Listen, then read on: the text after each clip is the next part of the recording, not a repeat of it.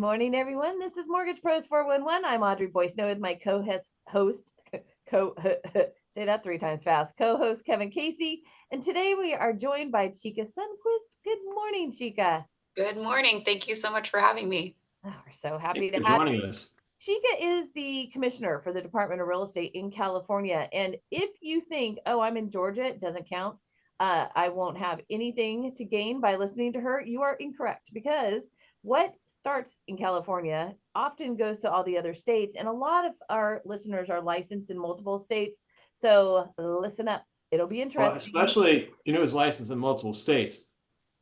The loan officers in California are only licensed in California. The loan officers outside of California are all licensed in California. Okay, Kevin Just kind likes of to say saying. that all the time. I don't know if that's true or not. That may or It's may a good not. generality.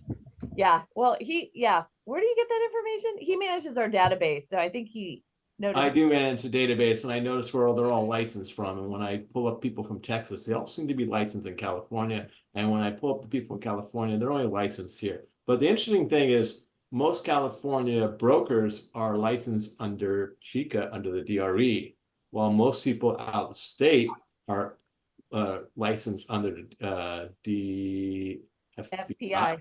Yes, Okay. the ever-changing name company or All right. department. So let's take a poll and see how many other people thought that was interesting. Okay, never mind. We'll do that later. Okay, a couple things. Number one, if you were listening to Megan Anderson a few weeks ago and you bought her course, it is now out. So you should have received an email that has told you what you should do next. I did. I just haven't opened it. So I will, so I can find out what the heck I'm going to do with AI. But just look in your inbox for that. If you need if you didn't receive it, or if you need me to connect you with Megan, I'm happy to do that. And we are currently working on putting together live NMLS classes around the state. So just stand by. We're putting it together as we speak, and we'll let everyone know when that is solidified. And then last, Yeah, just so you know, the background is, mortgage educators with David Luna. He retired and sold the company, and the new company is not doing live courses. So we are literally working with a brand new company that is just starting up fresh and new. And we're having to get relicensed the NMLS and get the California portion approved and all this other little background stuff that we got to get done. And we got to get it done before September so we can advertise it. And then we have 2 weeks before we can do that. It's all this okay, that's legislative stuff. information. Way too much information. Way too much. Record, But we California. are working on it. California got approved this morning. We got a text. You probably just didn't read it. So, last but certainly not least, we are lucky enough to be part of Chrisman Media Group. And so make sure that you're paying attention to the Chrisman commentary every morning with Rob Chrisman. And they outline what other options are out there as far as podcasts you might want to catch. And so, with all that, let's get into it, kids, because we have a 10-year treasury that is at 3.82. Hallelujah. Hate to. It was 5% not a few months ago. Oh my God. It was like 5 point. Yeah, it was higher than that even. So anyway, there is a lot going on out there as always. So just in case you're thinking, oh yay, everything's great. Just remember it is great, but things don't go in a straight trajectory up or down. So we will have little bumps along the road. And this week is full of things that could cause some bumps. So tomorrow we have QCEW. By the way, I've got to internalize that acronym, Quarterly Census of Employment and Wages. I'm going to chant that so that I can remember it. Anyway, we have that and BLS revisions tomorrow. And we all know how much I love BLS and how great that they do at figuring out how many jobs we created.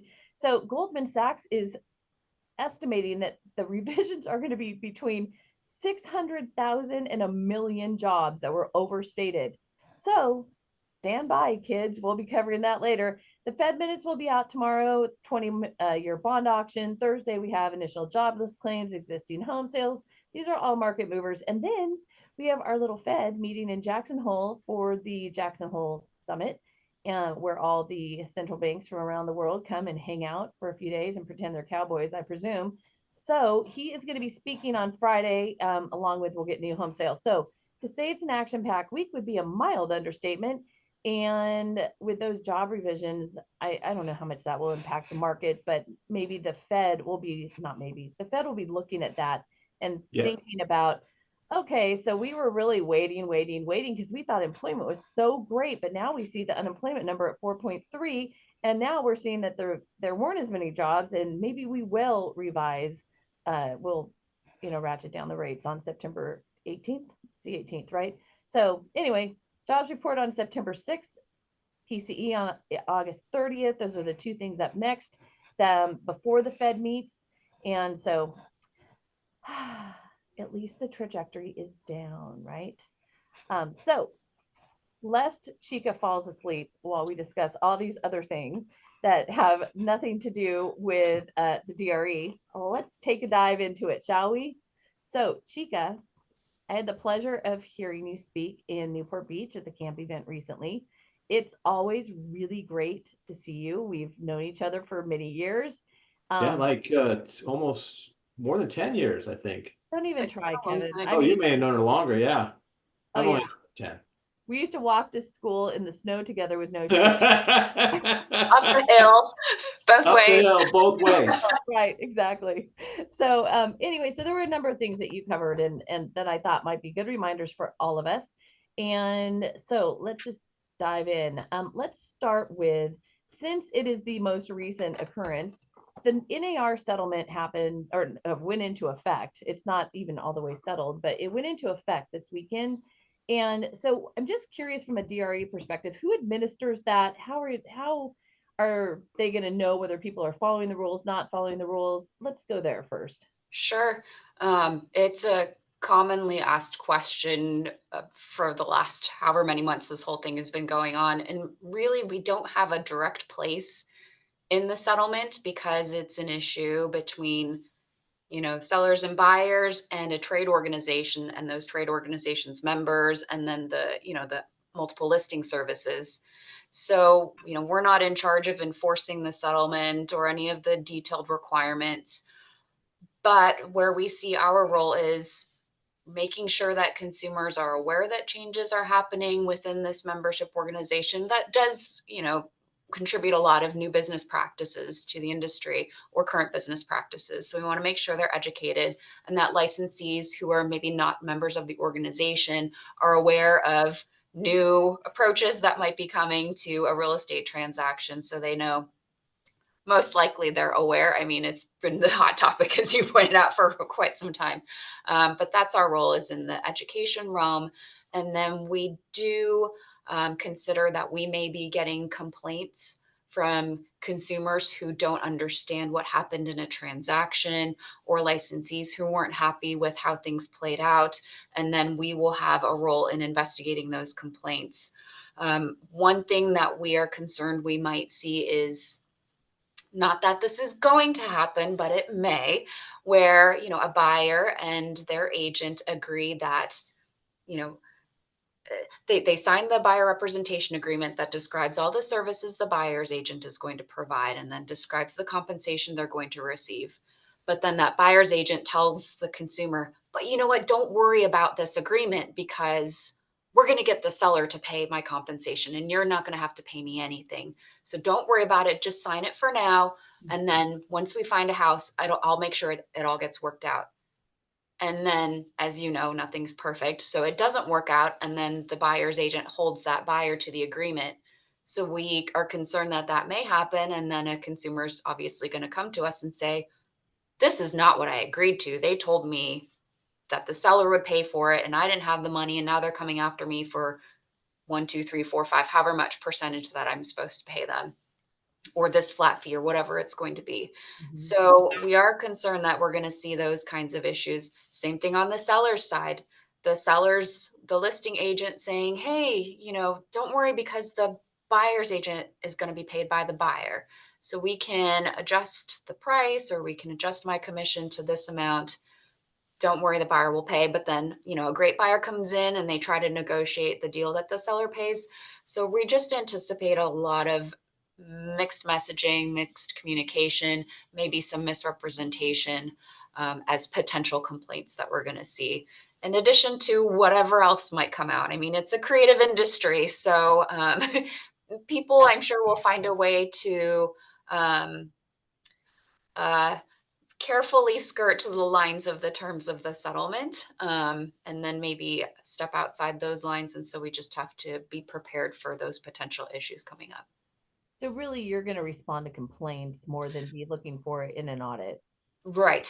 Yeah, there is legislation that's working its way through the legislature, which I can't comment about because it's still an active process. But in terms of the settlement itself, yeah, we don't have an active role in that, except to your point, just concerned about potential complaints that might come in. Chika, when you get complaints, do you pay different attention to where the complaint is coming from versus like a consumer complaint versus a competitor complaining about another person in the business? We'll note it, but to us, a violation of the law is a violation of the law, no matter who it comes from. Mhm. You know, I ask all the time when I go to industry events, please send us complaints because you guys are seeing what's happening. A consumer might not necessarily be aware that that's an issue and it's a violation. So you as the professional, please let us know. So we really appreciate complaints coming from industry members, from licensees, from competitors, because we have 300 odd staff at DRE, and there are 420 on thousand licensees. We just don't have the staff and capacity to be boots on the ground watching out for what's happening in the industry. And that's where we rely on you all and other professionals that are involved in that transaction to identify an issue and then come tell us about it so we can try and correct it or make that person come into compliance. We've talked about this regular, on Yeah, we talk about it in the class all the here time. because, we were all trained, you don't tattle on someone and you don't snitch, and there's all sorts of horrible names associated with, reporting, but this is different. And we've been talking about this for years because this is different. We don't want those people in our industry. And sometimes it's just a misunderstanding, but a lot of times it's not. They're just trying to figure out how to, get around the issues, and you have to compete with them. Yeah. I mean, we went through this a lot before the meltdown because, we're competing against the liars and people who are promising all sorts of crap that never came true. And then we not only didn't close that business, but we were the ones left holding the bag and trying to help them later once that person was gone or under arrest or slithered back to whatever they did before. And we were the ones trying to help them figure out how to save their house. And it was heartbreaking. So it's hard for us to wrap our brain around, okay, we should be telling on someone, but we do need to do that. So yeah, it's hard, but it's important. So how does someone do that? Is there a place on the website, I'd imagine? Yeah, we've got a complaint form on our website. It's the fastest, I think, easiest way to submit a complaint to us. You can submit a complaint anonymously, especially around this topic where you're wanting to tattle on somebody, essentially, and you're not comfortable doing that. But please know, if you do submit a complaint anonymously, it's difficult for us to follow up with you, to give you status, or to ask you follow-up questions. So it kind of impedes our investigation just a little bit. But yeah, if you provide enough detail for us, and if this is something that the licensee habitually does, and we can get enough evidence even without your information, then great. But just know that we might not be able to accomplish what we hope to accomplish if a complaint is submitted anonymously. But again, any information is good. We at least want to know about it. Yeah, I filed a complaint one time against, there was an advertiser that was trying to penetrate into California, and their ad violated so many rules. It was like, we counted them up. It's like a couple other loan officers and I were like, I can think of 5 rules that they violated with this ad. Like, this is amazing. They didn't put their contact information. It was like, there's no NMLS number. It was just all the way down the line. And then what they were saying, like, you can't say that. Yeah. And it was like, and so I put in a complaint just to see how the system would work. It was pretty quick. Their radio commercial was off the air, probably within a few days. You think it was you? They could have just run out of money. Who knows? They could have just run out of money. No, I heard the ad got changed. All right. Yeah. So I think it's interesting already with the NAR thing because, first of all, you talk to real estate agents who always had a buyer agreement. They always have that in place. They think it's part of a good standard practice.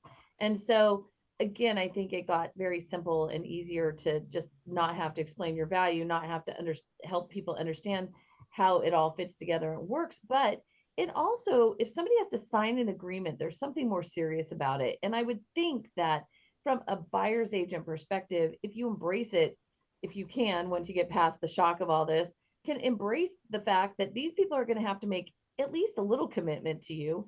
There's going to have to be something on their end that they are doing in exchange for what you're about to do for them, which oftentimes is a lot. I mean, buyer's agents do a lot. Good ones. I'm not saying all Yes. of them. I'm just saying good ones. They're really, really valuable and very important. So I am definitely, I think this will work out eventually. I mean, does it make sense to not be able to tell people on MLS what your commission is? Okay, it's just going to create a few more steps that you have to make, but you'll be fine.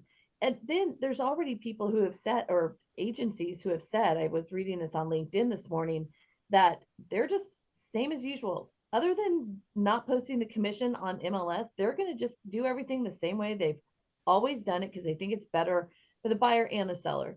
And so that's where my curiosity about, all right, who's going to come after these people started to kick in. I'm like, I wonder what that will do, right? And again, we don't have a final settlement until November, presumably. So it's all uncharted territory.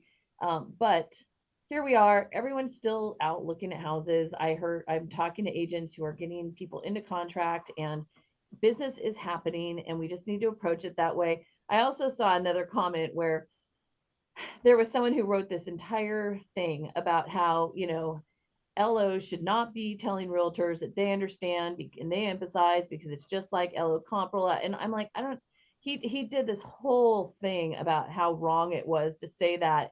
And I would disagree because the comparison is you had a huge change in our market and the way we do business. This is a huge change in the market and the way they do business. The comparisons are very similar, and it is not without empathy that we are talking about this. We are saying we get it. We understand it was scary. We didn't understand it. We didn't know how it was all going to work, how it would all work. And it all worked out eventually. So we just have to get through this, just like any trial in our lives. And it will be okay. We're very adaptable, and make sure you're staying on the right side of the law on this thing. And if you have questions, err on the side of caution because it's better for your borrowers ultimately.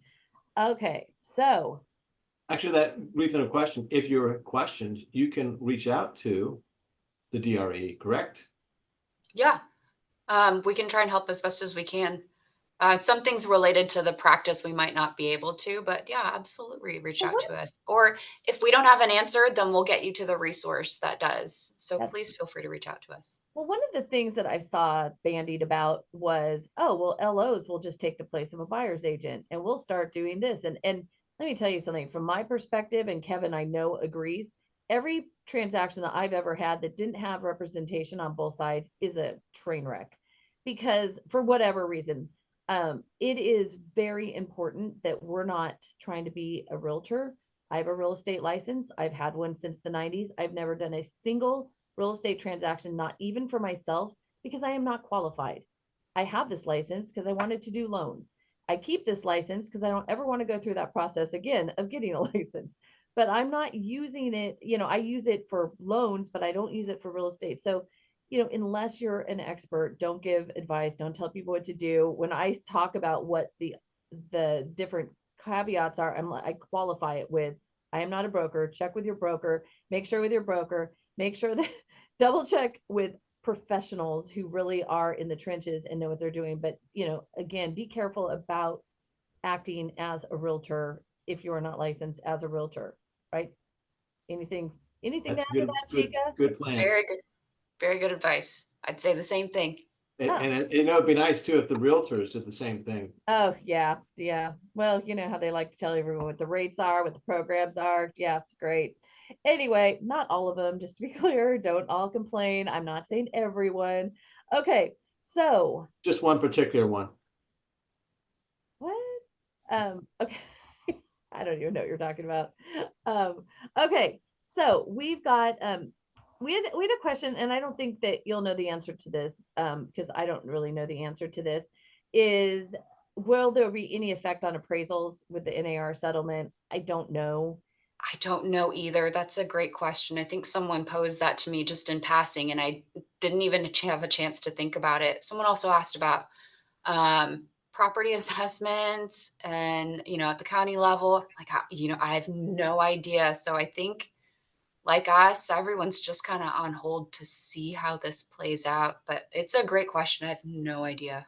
Well, my concern about the appraisal thing is if people stop using MLS, which I've heard some realtors threaten to do, then where is the resource for appraisers to get all of the sales information? And nobody's addressing that. So we'll just table that because we don't have any answers and move on to the next thing.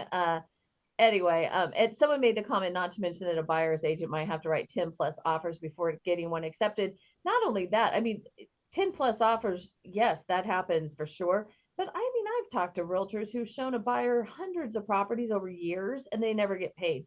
So there you go. We have another comment that says CAR's legal hotline is very accessible to brokers, so use that for sure. Anyway, and CAR and MLS are having a lot of town halls and they have a lot of content. So anyway, it is just educate yourself.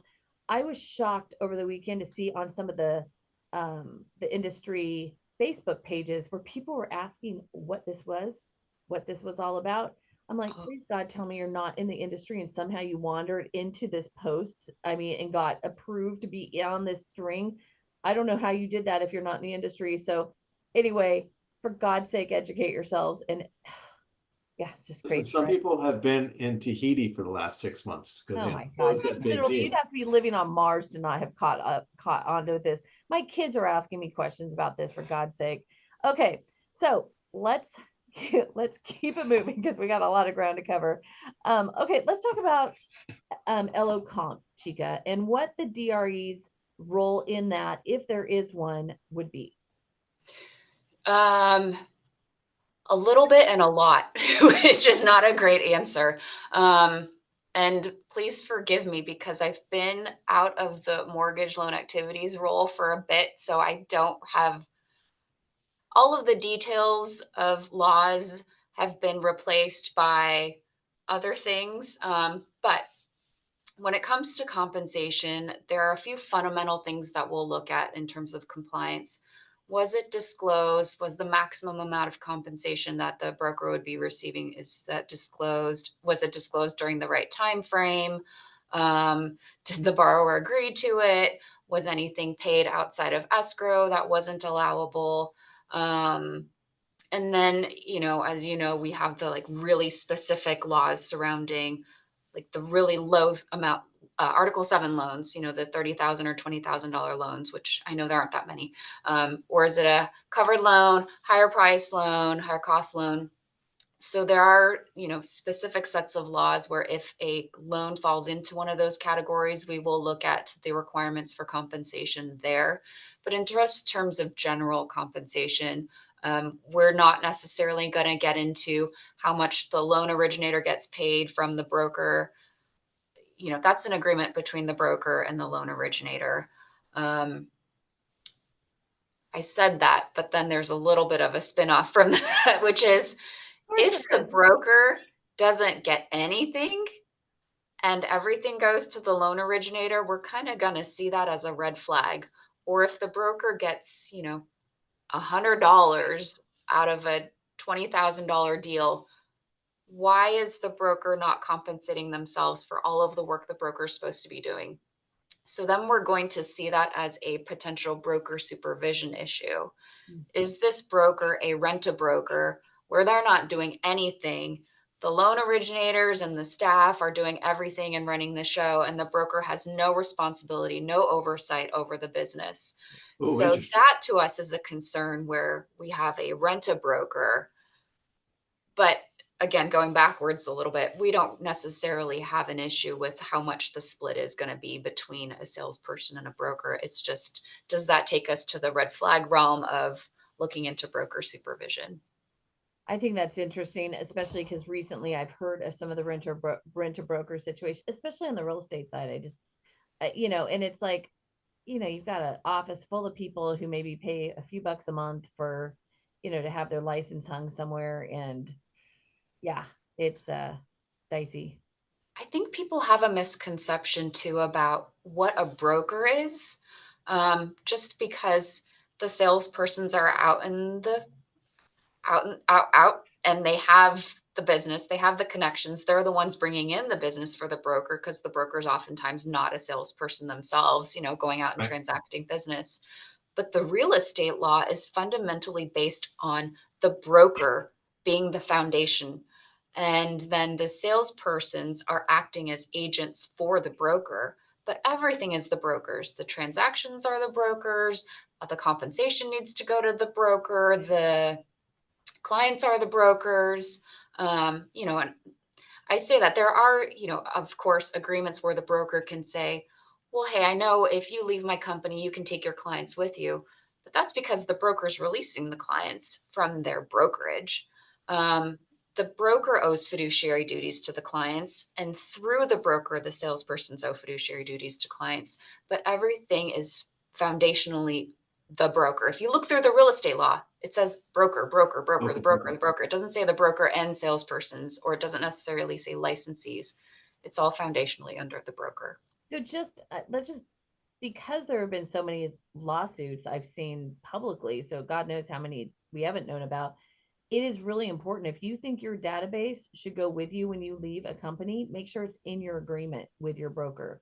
Because if it isn't, to Chika's point, it's not yours when the day is done. So make sure that everything is really spelled out. I think a lot of times for many years, I mean, we all just sort of went sign, didn't really scrutinize that kind of thing. But as we've seen more arguments with brokers and with people who left a mortgage company in particular, they are arguing over all sorts of things. And so if there is something that's important to you, like your database and your relationship with your clients, make sure you address that up front. And if you've already signed something and you're not sure whether it's in there, maybe now's a better time to go look to see what it says versus waiting until you leave and then there's a problem and you discover that you don't have the right to what you think you should have a right to. Well, and if I may add to that, Audrey, because I can just imagine my chief legal counsel screaming at me, Chika, clarify. Yes. What I was trying to frame it as is that's how we view it from Department of Real Estate. So we're always going to go to the broker as the person responsible for all the clients, for all the transactions. So to your point, I don't know if there's contract law and I don't know if there's like case law that kind of discusses how all of the, the book of business goes. But from our perspective, we won't go to the salesperson or about a transaction. We're going to go to the broker because we see all of that under the broker's responsibility. We understand that you're not giving legal advice, Chika. So don't you worry. Thank you. Nobody contact anybody because you got some crap information that you took incorrectly. Nobody gave legal advice. Go talk to your attorney. Okay, there we are. So I should have given that caveat from the start. I'm not a lawyer. I know none of us are lawyers. We tell you what we think we know and suggest you get a professional to confirm. So yeah, that's definitely a recurring theme for us. Okay, so let's talk a little bit about. Actually, before you go on, there's a couple of good questions in the chat you might want to address. Oh, now we have to do it. Well, right? there's one that was quite good. Okay, so and I think you know the answer to the one in the question one. Okay, so hang on. Let me just start with the thing I just popped up, which is Marty says, and with the new settlement, many more states are saying that dual agency is illegal. On the CAR conference calls, they state that they believe dual agency is good for the market. Most loan officers disagree with that statement.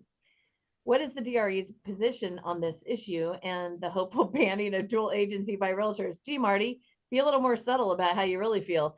Anyway, so does the DRE have a position about dual agency? It's a legitimate question, and we do not, because it's legal in California. Okay. From the real estate transaction where they can represent both the buyer and the seller. And I'm talking about the broker again. The broker is the agent representing the buyer and the seller. So if a salesperson represents both the buyer and the seller, and you hear that kind of language, that's not correct. It's the broker. So if you have a broker who has two salespersons and one is representing the seller and one is representing the buyer, it's still dual agency because it's under that one broker. But you can have dual agency in loans too, where if you're doing private money, you're representing the lender and the borrower. So there are all sorts of property management. You're representing the landlord and you're representing the tenant. So dual agency is legal. It's allowed. We don't have a position on it because it's allowed, but we do look for proper disclosure, make sure that both parties agreed to and acknowledged the agency, the dual agency, make sure compensation is properly disclosed, all that stuff. But yeah, we don't have a position on it. It's legal. Yeah, and that's a recurring theme for the DRE, which is they're not involved in legislation. They're not involved in, you just administer the laws, correct? We enforce the law, yes. Yes, okay. Okay, so we have a question for online late DRE broker renewals. That's very specific. How fast does the license get renewed when CE is reported to DRE? DRE says 45 days, but is that just paper renewals? Broker had a heart attack and missed renewal date for CE. Please let me know. Ugh. Oh gosh. Yeah, send me an email on that. I can look into the status of that. Okay. I hope that broker's okay. I know. Yeah. So but yeah, I don't have the timelines off the top of my head, so I apologize. But yeah, no, just send me an email. I know she knows my It can email. take a while, I've heard. What do you say, Kevin? I've heard it can take a while if you miss it by, well, there's two grace periods. It's like the deadline of, December 31st. And then there's like a little bit of like, I think it's 30 days or 60 days to get it done. And then if you go past that period of time, then it really takes a long time to renew your license. Am I remembering this right? You've got it for the loan originators, yes. So you really want to try to meet that December 31st deadline, because if you don't, you only have until the end of, is it February? You have 2 months, or is it 3 months? I believe so. I believe it is, yeah. I believe it's the end of February. Right. And then if you miss that deadline, then you're not qualified for a late renewal. You have to reapply as a brand new applicant again and go through that whole process, which is separate from the kind of simpler renewal. So yeah, I'm sorry. I don't know the timelines off the top of my head, but please send me an email. I'm happy to look into it. Well, definitely we would give a little grace for the heart attack victim. With that being said, it is a good, and every time my 45 hours comes up, I'm like, okay, this year I'm going to get it done early. And I swear every single time I'm down to the last week. It's so dumb. So anyway. You're one of those, Audrey. Oh, God. I always get it done on time, but it's always like, and it's never, but still, I always think, oh, I'm just going to get it done now. And then it gets pushed off. Actually, yeah, it's a different subject. So anyway, okay, here we go. Here's a fun one. Can a licensed California real estate salesperson pay a referral fee to a licensed California real estate broker who only does loans? Why are you paying a referral fee? Okay, you're paying a referral fee. You're not under the same broker, I'm assuming then. If they're, see, referral fees can't go from a salesperson to anybody else. They have to go from broker to broker. It goes back to that same concept that everything is done under the broker. So I would have concerns. Sorry, Audrey, they're paying them a referral fee for loan business. Can a licensed real estate salesperson pay a referral fee to a licensed California real estate broker who only does loans? So can the lender is referring the deal to a loan broker a referral fee? Okay. Then I would have concerns. You're also violating federal laws, which we don't enforce, but yeah, talk to your broker about a proper arrangement for compensation or referrals. But I don't think the feds are going to be happy with that. Let me just sum it up, RESPA. All right. So moving right along. Let's see. Oh God, one of the things I learned from you recently is that the DRE will review advertising for $100. Can you explain how that happens? What it covers? Like, is that one advertisement? Is it tell me how that works. Yes. So a long time ago, someone much smarter than me realized that there are a lot of loan related advertising rules, and it's pretty complex and it can be confusing. It's different from, real estate agent rules. So why not provide a service to licensees to say, hey, send us your ad. We have a form we want you to fill out. We're asking $100 for the service, and we'll review any of your advertisements. It could be a TV commercial, a radio commercial. It could be an entire website. We've done reviews of entire websites, a billboard, whatever. But any kind of mortgage loan advertising, send it to us. We'll work with the broker until it's compliant with the real estate law. And then, and sorry, caveat, we don't review for federal law compliance. So sorry on that. But at least with the state law, we'll look at it, work with you till it's compliant. And then that approval is good for 5 years. So you get a little number that you can put on the advertisement so that Well, that's anybody nice. that looks at it knows that it's an approved ad. And then it's good for 5 years and you can run with that ad. That's awesome. It's $100. Like I said, we'll review an entire website So for that amount. I used to have an ad I would run in this community, like they did an annual event and they asked me to run an ad and, put your business card in there. And so, but I threw it by our compliance department and said, hey, can I put just, thank you for your referrals and here's the stuff that's on my business card. And then they said, no, you got to change this and this. And I did that, right? So then a year later, I went to go the same ad and I thought, well, no, I'm going to just double check. I've changed it up just a little bit. I'm going to throw it by my compliance department. And they added so many different changes to the thing. It was like, there was no room for the thank you for your referral. It was all this compliance stuff we had to put in there, all this disclosures. It was quite and it was a lot of back and forth of like, it was interesting because the way they think, well, you just have to follow the laws. Here's the law, blah, blah, blah, blah, and they put it down. But I'm like, well, no one's going to see my message if I just have all this disclosures. Can I change this? And we had a lot of back and forth, and finally we got to it.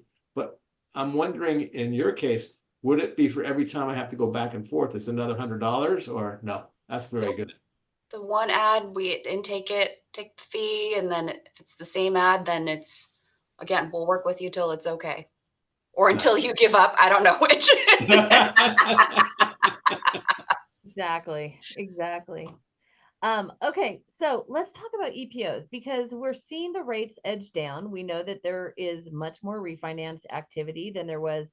Well, I mean, the numbers compared to a year ago are almost laughable because it's like 8 million% higher. But I mean, those were total crap numbers for refis in 2023. So, but regardless, there are a lot more refinances going on, and the expectation is that rates will continue to go down in the foreseeable future, which means that we as LOs are going to have to face that unpleasant issue of early payoffs. So to that point, you can have conversations with your clients and help them understand what it all looks like, right? That's legal and permissible.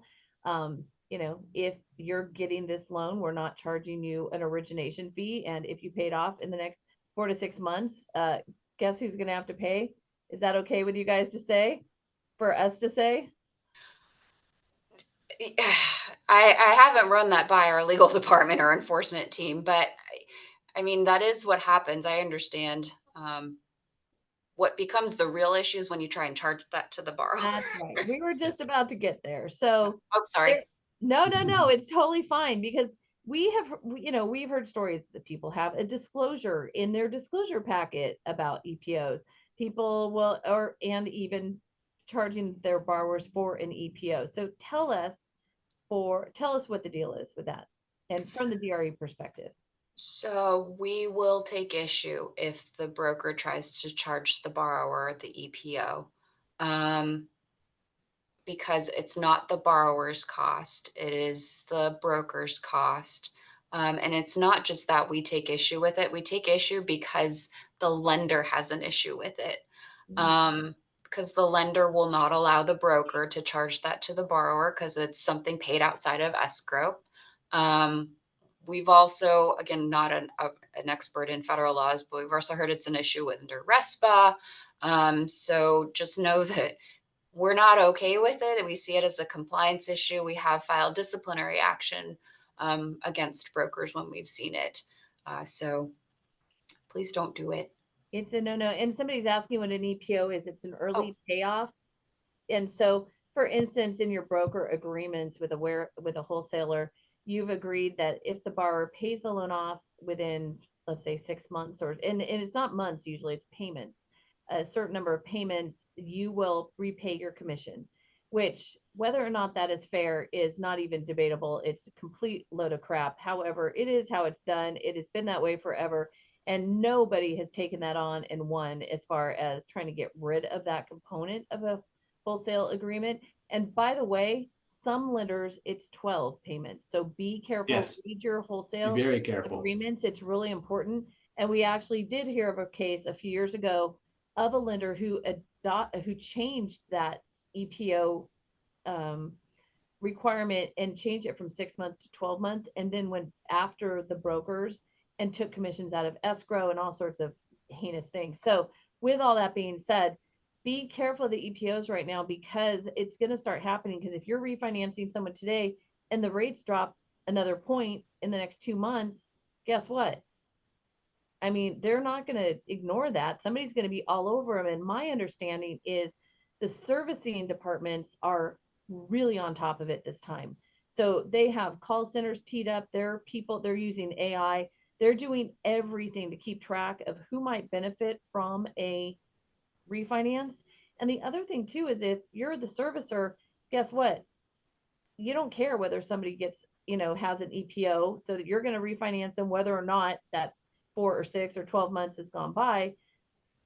But then if they go and refinance their own loan, they don't need to worry about it later either. So our understanding is they are going to be very aggressive this time around. So if you're going to capture any of those refinances, you're going to have to be on your A game, but really be careful with the EPOs. And we have a question here. Borrower paid should avoid, but there are a few now that will still try to charge the EPO. So if you have borrow paid comp, then maybe you don't have to pay back the EPO, but even then, some do and some don't. Yes, exactly. And then there was a comment, what if the borrower by choice pays for the EPO, not asked, just made aware there is one? And yes, you were very clear when I heard you speaking. Still not okay. There's no scenario where a borrower may pay an EPO for a myriad of reasons, but high on the list is you will come after them and take some action. So there you go. Yeah. And I hope I don't sound too like positive and Pollyanna-ish, but hopefully you've built your broker client relationship so well that they'll come back to you, and, they'll refer business to you, and you've shown your value to them as a professional and as a licensee. We would hope, Chika, but have you ever heard that saying, money talks, bullshit walks? Yeah, I think that might kick in sometimes. I've had this conversation with some of our regulators, actually, because they push the, shop, go shop. And, not a large number of people do shop, but the people who do, I'm like, okay, I just worked with them for 3 years to get their credit score from 550 up to, 720. And now they should go shop to go get an eighth better. And give me a break. So anyway, that's a whole nother thing. I had that happen one time, and I just called the client and just said, I'm sorry, let me explain something to you. This is what I just did for you. Why do you feel that you're entitled now to go leave me and just go for, save $50? Because they have a regulator telling him to shop. That's why. Just kidding. Okay. I'll be careful not to do that so much. Oh my gosh. Well, I mean, again, it's okay. So there is a difference between, I saw this ad on the, radio or wherever. Okay, that you should check out. You don't know these people. Are they valid? Are they real? Are they good? Who knows, right? Yeah. But, if I've done 20 loans for you and you don't know anyone else, yeah, I would hope you'd come back to me, for goodness sake, right? All right, you want to talk about independent contractors at all, Chika? Mm-mm. Just kidding. We can. I told Chika to keep it real today, so here we are. Oh God. Okay, go. So you're talking about independent contractor processors and underwriters, right? Okay. Yeah. So as a little bit of background, if you're not aware, when the SAFE Act came into place, obviously it required mortgage loan originators across the nation to be licensed, and then they brought in licensure for independent contractor processors, loan processors, and underwriters, which created a pretty much a brand new requirement for these people that had been doing business without licensure to now have to be licensed. And we tried to make this pretty clear at the beginning, but the way we view independent contractor versus employee status is probably not the traditional way that everyone else thinks about it. Because immediately you think, oh, it's my agreement with my broker and it's how I pay my taxes, or it's how I get unemployment insurance, or all of those other different things you think of. But for us, an independent contractor is different from an employee because an employee, in this case, works for one broker and they're acting under the direction, supervision, and direction of that one broker. Whereas an independent contractor isn't responsive to a broker and works for multiple people, or does other kinds of licensed activities. So, when we come in to see if a business needs to be licensed, we're not looking at tax status.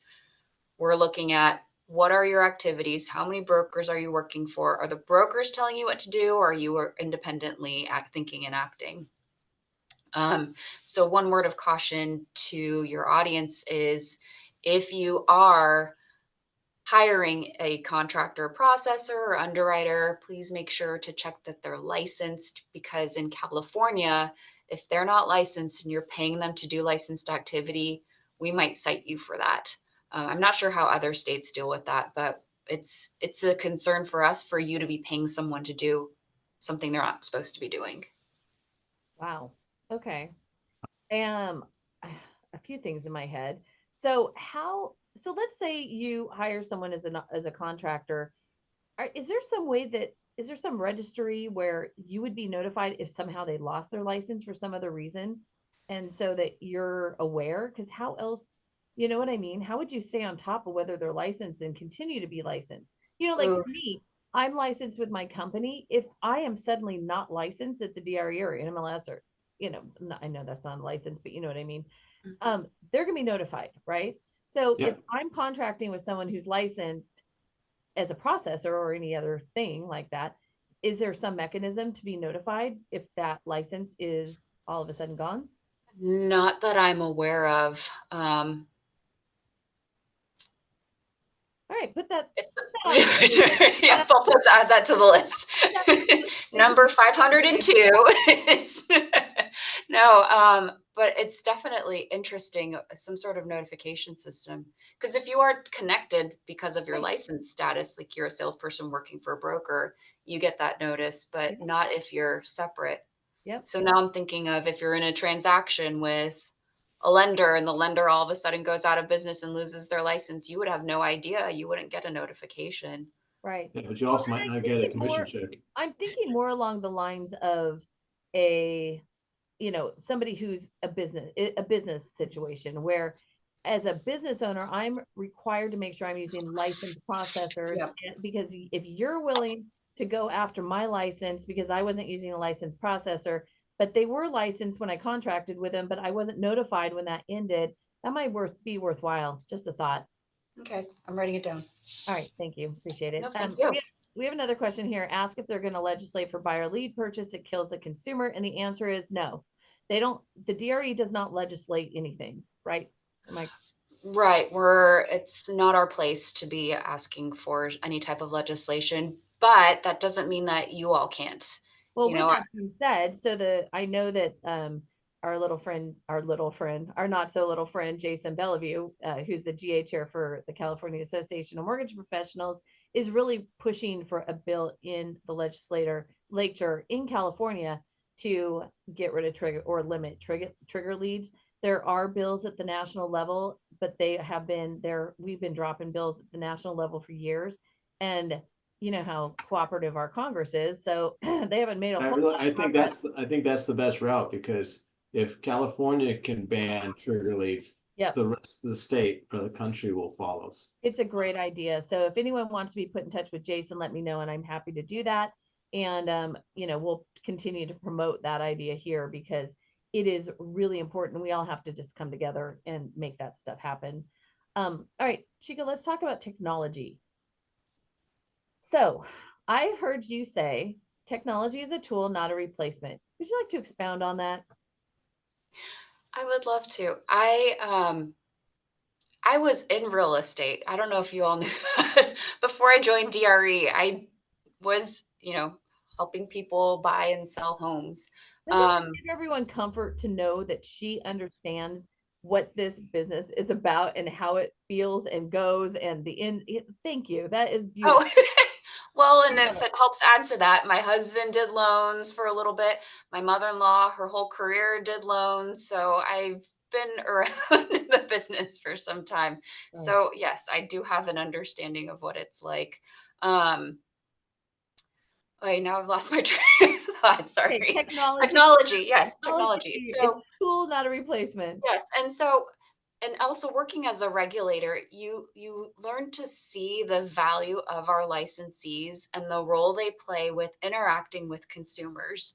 And I just want to remind people that any tool that you have in your tool chest, use it to your advantage, use it for efficiency, use it to help your client, use it to get more business, great, but don't let it replace you. You don't want to be run out of the business because some program has taken over. We don't want that. You don't want that. So I just want to remind people, use technology as a tool, as a resource to help, but don't let it replace you. Continue to show your value as a human being that interacts with another human being to get them to their goal. I don't remember. I probably said it better at the event. No, I think, I mean, the whole point is there is this push for, oh, we don't need humans in the process. We just need to have a computer. And the reality is that's insane. And so we just need to be reminding people. And actually, another thing, again, just sort of a hangover from some of our childhoods where you're never supposed to tell anyone, anything good about yourself. That's bragging. And so as LOs, and especially early on in my career, I mean, you did everything you could to protect your client from knowing anything bad that happened, right? You didn't want anyone to know. You were just going to be the fixer and handle it before it ever got to them. And one day it just hit me. They get to the end of a transaction and they think this is normal. Everything was perfect because I'm perfect and I didn't even need you. And they don't even understand what our worth is. And so it is important, and it's something that I've done. If there is something going on, okay, so you have to know how to straddle the line between, not telling them anything and scaring the living crap out of them. So I'm not suggesting that you dump everything on them. But if you have solved a problem for them and it wasn't something out in the ordinary, tell them, let them know. It actually, and point, like when you're having these 45-minute, hour-long conversations about all their questions and all the things that are popping up, make sure that they understand a call center is not doing that. When you're warning them about wire fraud so that they know not to send their down payment to some random place in Bulgaria, make sure that they understand a call center is not going to tell them that they shouldn't do those things because they're not educated enough. So helping people understand that you're educated and that you're professional and that tell them, just like the realtors are having to tell people, why am I valuable? We need to do the same thing so that people don't think you just push a button to get a loan. Yeah. And then just to add on to that, what I used to do the same thing you did, Audrey. And then I finally realized one time was that the loans that were blowing up and the borrowers got to see how I solved the issue and resolved the issue. Those are the ones who referred me more business. Yeah. Ones where the client felt that the deal went perfectly, no simple assignment, I never got another referral from them. I never heard from them again because they didn't respect all the work I'd done for them behind the scenes. Yep, exactly. They need to be able to understand why we are important in their transaction. So Chika, let's talk about some of the things that you're seeing at the DRE with regard to scams, issues around that. Okay. The newest scam we've been made aware of, which is related to the mortgage world, and hopefully we can keep in California and not let it go across the nation, but is But fake lenders, particularly ones that will recruit brokers to work with them and say, hey, we're this lender. We're going to do the warehouse line of credit thing. Send us your, what is it called? Send us your pledge money and we'll start to work with you. So the broker will send pledge money. It's a completely fake lender. Maybe they'll run away with that money, but what we've seen is they will actually continue with the process and they will start taking borrowers' applications. So now this fake lender has borrower PII, yeah. and then they'll just kind of continue to pretend to go through the process, and then they'll run with the borrower's information, they'll run with the broker's pledge money and just shut down business. And so when the broker's calling to say, hey, what's going on, their numbers shut down. Or if they're still continuing, they'll try to say like, hey, we're experiencing some issues right now, or we've had a security breach, or we're having complications. You're not going to hear from us for a while. So then the broker forgets about it or whatever. It's just be aware if you are approached by a lender to initiate that, a warehouse line of credit with them, look them up, talk to trade organizations, talk to other brokers, do internet searches, do as much research as you can to make sure they're legitimate, because here we have another creative way that people are trying to scam money out of licensees. Well, Yet again, another reason why brokers keep telling their sales agents or LOs, don't just start working with a shop that's not approved on our approval list. yeah, that's amazing. It's, oh my God. Wow. Okay, so They get creative, don't they? Mm-hmm. a few years ago, we came to visit the DRE, Kevin and I and Nick, I believe. And you guys were talking about how LO's identities were being stolen and used to scam borrowers. And are you still seeing that? Not as often as we had a few years ago, which hopefully is a good sign. But yeah, we were getting alerted that, probably less than two handfuls a year, where people were letting us know, hey, someone's using my license. I have no idea who they are. They're scamming people out of money. It could be like a deposit or an advance, commission or something like that.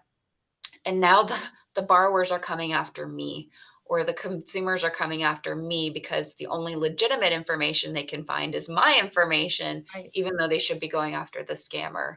So we did kind of send out an alert to our licensees that, hey, look up yourselves, make sure there's only advertisements out there that you've put out.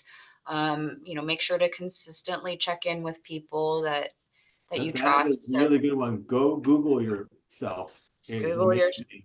Actually, you can sign up for Google Alerts that if anything's posted on your name, it'll give you a pop up. Good one, Kevin. Actually, I haven't seen Fine. that pop up in a while. I'll have to check it again and see if I Yeah, set that. exactly. And just finally, last but certainly not least, so what are the common issues that are popping up in audits? What are the things that you're seeing in complaints? What is top of mind for you guys? Sure. With audits, we're always looking out for trust fund violations. We want to make sure that brokers who handle client money are keeping accurate and correct records, and to make sure that the money coming in is tracked and money going out is tracked, and it's the correct amounts going in and out, that the broker gets their cut, but that comes out, so we're just looking at a bunch of trust fund related issues. It's really important. We need to make sure that brokers who are handling millions or billions of trust funds, we have seen numbers in the billions, are handling them correctly.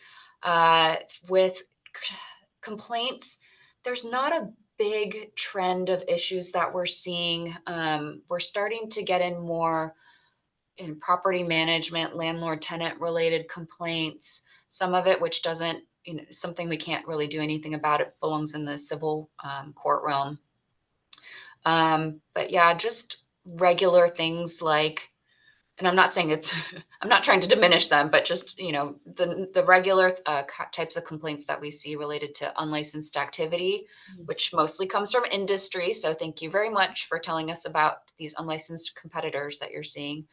A lot of, my broker told me this and it didn't happen, or this was fake information. But yeah, no big scams or trends that we feel like are going to be a big forefront issue like loan modifications or foreclosure Right. rescue. Well, hallelujah. I think we can end on foreclosures and loan modifications are not going to be a big issue, at least not anytime soon. So, with that, we just want to say thank you from the bottom of our hearts. We love that you're so willing to talk to industry and to be forthcoming and just understand that we want to be part of the solution and we're all in it just to take care of our borrowers. So with that, thank you, thank you, thank you. Have a Thank you. wonderful week. And we'll look forward to hearing from you again. Thanks, Chika. Bye, Thank you everyone. so Go much, get Kevin. loans. Thank you, Audrey. Go fund some loans.